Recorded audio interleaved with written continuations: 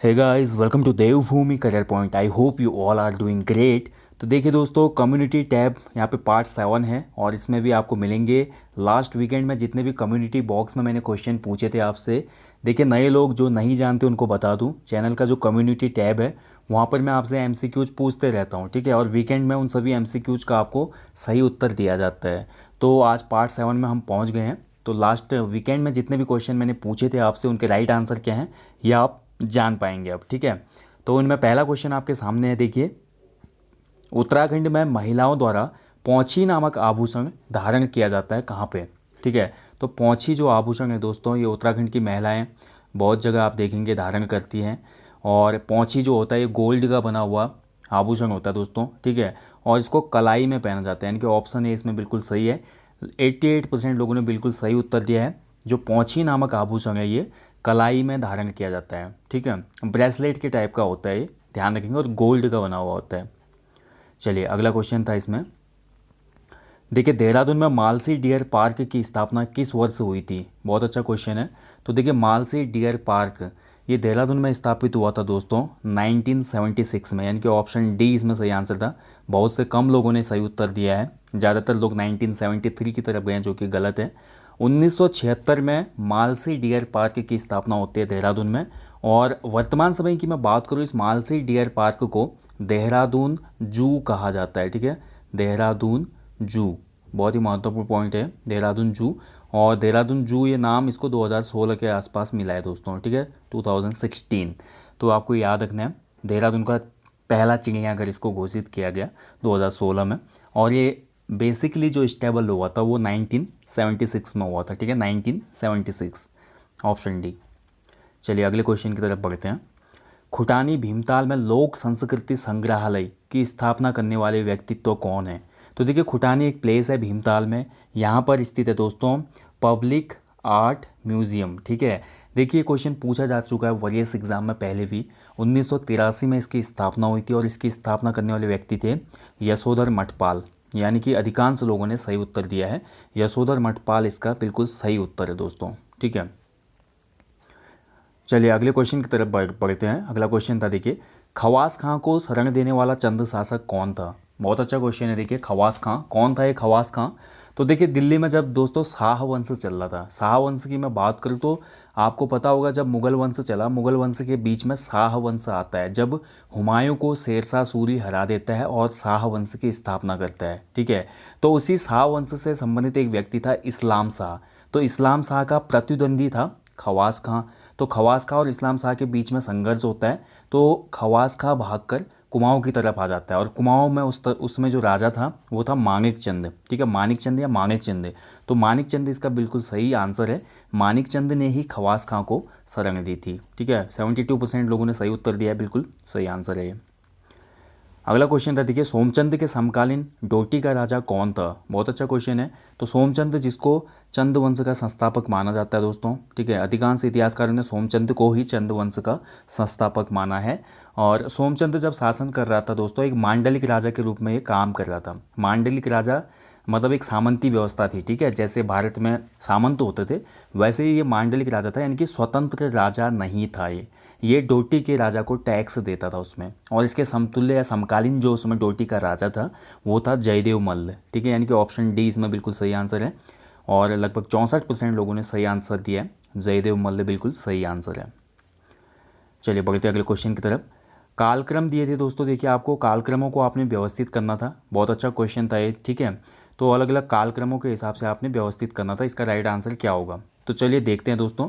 तो सबसे पहले आता है, देखिए, अल्मोड़ा अखबार। अल्मोड़ा अखबार की शुरुआत हुई थी 1871 में, 1871 में, ठीक है। और बात की जाए हिल साइड सेफ्टी कमेटी, तो हिल साइड सेफ्टी कमेटी बनी थी दोस्तों 1867 में, 1867 में। किसके द्वारा बनाई गई? ये हेनरी रैमजे, जो कि तत्कालीन कुमाऊं कमिश्नर था। नैनीताल में भूस्खलन वगैरह हो जाता है तो ये बोलता है कि एक हमारे पास हिल साइड सेफ्टी कमेटी होनी चाहिए।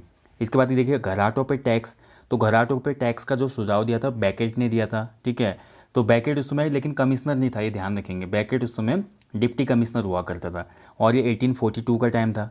घराटों पे जो सबसे पहले टैक्स लगा 1842 में लगा था। टिहरी घंटाघर की हम बात करते हैं तो टिहरी का जो घंटाघर है कीर्ति शाह ने बनाया ये, और ये 1897 में बनाया जब डायमंड जुबली थी, ठीक है, विक्टोरिया की। तो ये आप कालक्रम आप व्यवस्थित कीजिए।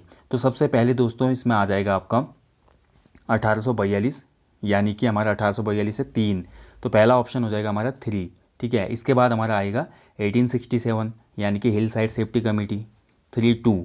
उसके बाद हमारा आ जाएगा 1871 अल्मोड़ा अखबार यानी कि 1। उसके बाद चौथा हमारा ऑप्शन आ जाएगा टिहरी, यानी कि 3-2-1-4 इसका सही कालक्रम था, जो कि ऑप्शन सी में है, ठीक है।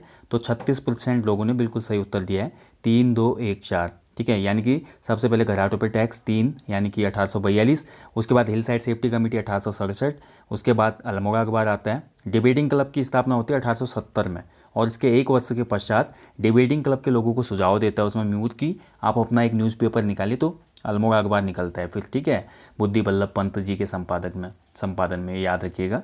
और फिर टिहरी घंटाघर, ठीक है। तो ये इनका कालक्रम था। ये ऐसे question UK PCS pre exam में आ जाते हैं दोस्तों, तो आपको ध्यान रखना है। अगला देखिए, नवंबर 1919 में नायक सुधार समिति की पहली बैठक कहाँ पर आयोजित हुई थी? तो नायक सुधार समिति, देखिए नायक जाति से संबंधित था ये नायक सुधार, ठीक है। नायक जाति को हीन भावना से देखा जाता था, क्योंकि नायक जाति की उत्पत्ति दोस्तों ऐसे माहौल में हुई थी जिससे इन पर एक ऐसा दाग लग गया था, ठीक है। ये घटनाएं दोस्तों चंद्रवंश के इतिहास में हम पढ़ते हैं, जब भारतीय वर्ष ने जो भारतीय चंद था इसने 12 वर्षीय युद्ध लड़ा था, ठीक है। जैसे अभी मैंने ऊपर बात की आपसे सोमचंद के बारे में। सोमचंद एक मांडलिक राजा था जो कि डोटी राज्य को टैक्स देता था। डोटी राज्य उसमें नेपाल में था, ठीक है। तो देखिए जैसे ही भारतीय चंद राजा बनता है तो ये बोलता है कि मैं एक स्वतंत्र राजा की तरह काम करूंगा, मैं डोटी के राजा को टैक्स नहीं दूंगा। तो दोनों ही पक्षों में क्या हो जाता है, युद्ध छिड़ जाता है, और इसी को 12 वर्षीय युद्ध कहा जाता है। तो 12 वर्ष के अंतराल में आपको पता है जो हमारी चंदों की सेना थी ये काली नदी के आसपास के क्षेत्रों में अपना लंगर डाल देती है, ठीक है। तो यहाँ पे क्या होता है, स्थानीय महिलाओं से इन चंद सैनिकों के संबंध बन जाते हैं, और उन्हीं से उत्पत्ति होती है नायक जाति की, ठीक है। तो इसीलिए नायक सुधार कानून आएगा आधुनिक, जब हम जो हमारी मॉडर्न हिस्ट्री पढ़ेंगे उत्तराखंड की, वहाँ पे ये टॉपिक आएगा कि नायक सुधार कानून क्या था, किसके प्रयासों से लाया गया था ये। और 1919 में इसकी पहली बैठक आयोजित हुई थी नैनीताल में। ऑप्शन ए बिल्कुल सही आंसर था इसका, नैनीताल। ओके, आई होप आप समझ पाए होंगे। चलिए बढ़ते हैं अगले क्वेश्चन की तरफ। विक्टोरिया क्रॉस से सम्मानित राइफलमैन गबर सिंह नेगी किस युद्ध में शहीद हुए थे? बहुत अच्छा क्वेश्चन है। देखिए उत्तराखंड से 2 व्यक्तियों को यहाँ पे विक्टोरिया क्रॉस मिला था। ये सब सर्वोच्च सम्मान था उसमें ब्रिटिश सेना का। जैसे आज की डेट में आप देखते हैं कि हमारे आर्मी का जो सर्वोच्च जो हमारा वीरता का सम्मान है वो परमवीर चक्र है, ठीक है। वैसे ही ब्रिटिश काल में ब्रिटिशर्स के द्वारा दिए जाने वाला सर्वोच्च सम्मान था वीसी, विक्टोरिया क्रॉस। और विक्टोरिया क्रॉस सबसे पहले मिलता है किसको, हमारे दरबान सिंह नेगी को। और गबर सिंह नेगी को ये मिलता है दोस्तों फर्स्ट वर्ल्ड वॉर के दौरान। ये युद्ध होता है 1915 के आसपास, ठीक है, 1915 की घटना है।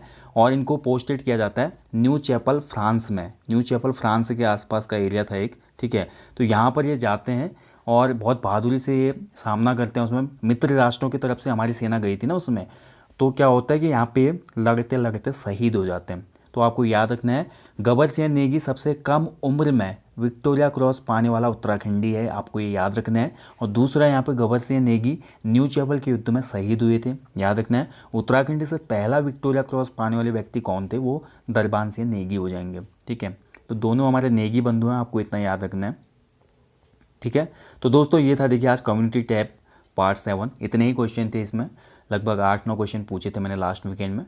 अब नेक्स्ट जो हमारे कल या परसों से जो भी क्वेश्चन मैं पूछूंगा कम्युनिटी टैब में, उनके आंसर आपको नेक्स्ट वीकेंड पे दिए जाएंगे। ओके, आई होप ये सीरीज़ आपके लिए बहुत बेनिफिशियल होगी, क्योंकि SSSC के एग्ज़ाम में जब आप बैठेंगे आप रियलाइज़ करेंगे कि जिन लोगों ने ये सीरीज़ फॉलो की थी उन लोगों को कितना फ़ायदा हुआ है। इसके साथ साथ हमारी जो अन्य सीरीज़ें आती हैं जैसे UK GK टेस्ट सीरीज, सामान्य हिंदी टेस्ट सीरीज और GK टेस्ट सीरीज, इनको भी आप लोग ज़रूर फॉलो करें, क्योंकि UK SSSC के नवीनतम पैटर्न पर आधारित ये सभी टेस्ट सीरीज होती हैं दोस्तों, ठीक है। कोई भी अगर डाउट क्वेरी हो तो आप कमेंट बॉक्स में पूछिएगा।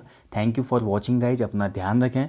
देखिए अभी भी काफ़ी ज़्यादा यहाँ पे जो हमारे कोरोना की महामारी है काफ़ी स्प्रेड हो रहा है तेज़ी से भारत में, तो आप लोगों से अनुरोध है अगर आपको कोई ज़रूरी काम होता है तभी घर से बाहर निकलें, अन्यथा अपनी स्टडी में ही संलग्न रहें, घर पर अपने परिवार का हाथ बटाएं और अच्छे से मेहनत करें, क्योंकि जल्दी ही एग्ज़ाम होंगे। देखिए सितंबर अक्टूबर के लगभग बाद मैं बोलूँ तो सितंबर के बाद तो डेफिनेटली एग्ज़ाम होने ही हैं, ठीक है।